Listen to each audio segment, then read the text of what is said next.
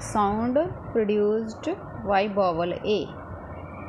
BAT bat, CAT cat, HAT hat, RAT rat, FAT fat, MAT mat, FAN fan, PN pan, MAN man, CAN can, VAN van, RAN ran.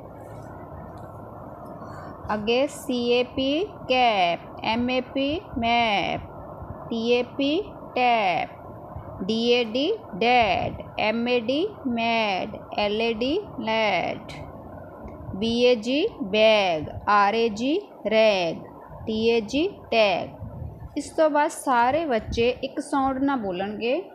Bat, cat, hat, rat, fat, mat, fan, pan, man, can, ban, ran, cap, map, tap, dad, mad, lad, bag, rag, tag.